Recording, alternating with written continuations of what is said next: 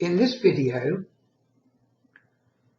I would like to talk about your link to the infinite you.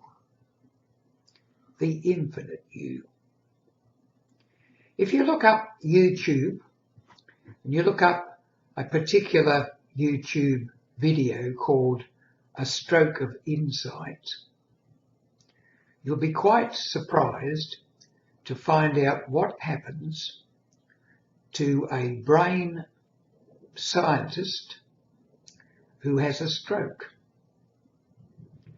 This lady has a stroke caused by a huge cyst within her left brain, and she has a stroke. But this stroke really brings about a great insight, because suddenly she is operating only from the right hand hemisphere of her brain.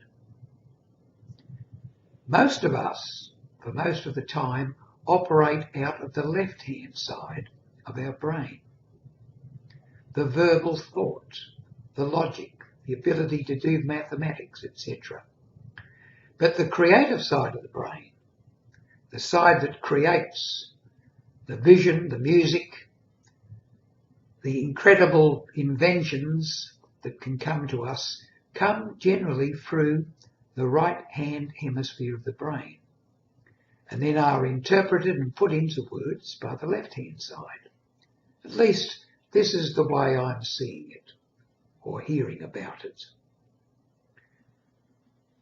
If we get into the habit of using our non-dominant hand, that is, if we're right-handed and we use our left hand to any great measure, we activate and train the right-hand side of our brain to also come through to our awareness much more easily. I can recall reading a book many years ago by a particular woman who, by the use of her left hand, was able to contact her higher self. Now, it might seem an exaggeration, but I have been into automatic writing, this phenomenon known as automatic writing, since the late 1960s.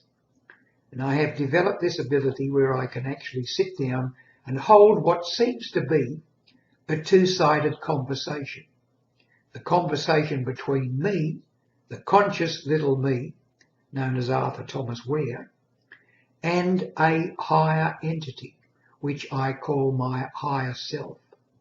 And I receive lots of profound inner wisdom and guidance from my higher self.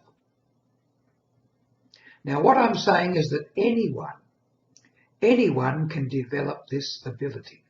If one person can do it, all people can do it. In fact, already all around the world, a lot of people are doing it. The famous writer Neil Donald Walsh, in his Conversations with God books, Conversations with God book 1, 2 and 3, Friendship with God, etc., are all taken down by automatic writing. In other words, what he considers as God comes through from automatic writing. And I guess I can say the same. Whether we put a label on it, whether we call it God, the Almighty, infinite intelligence, it doesn't matter. Labels get us into a lot of trouble and arguments. The point is, all of us have this ability to be able to use all of our brain, the right-hand side and the left-hand side. And I'm told that even when this happens, we immediately are using another 88%, or 88% of our ability to comprehend what goes on comes through the use of using both sides of our brain. But it goes far deeper than that, far deeper than that. At our deepest subconscious level, we are not only linked to everything else, We are everything else. We are all of it, the whole lot.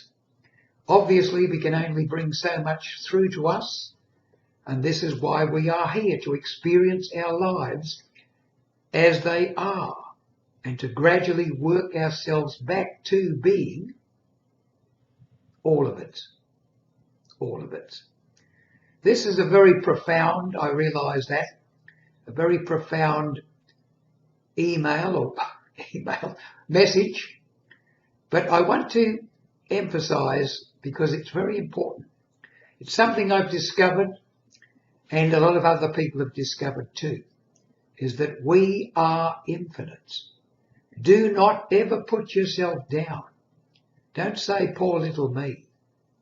Poor little me is the ego, the shell, the encasing that we built around us with our own conditioning. How we've conditioned ourselves to see this great universe.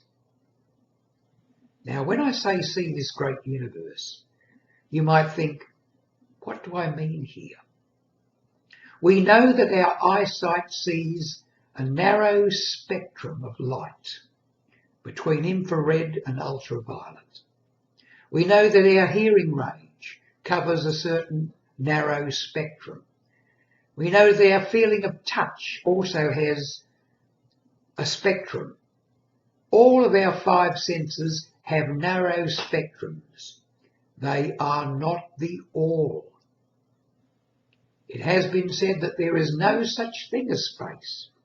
Space is something that we have invented because we cannot perceive it.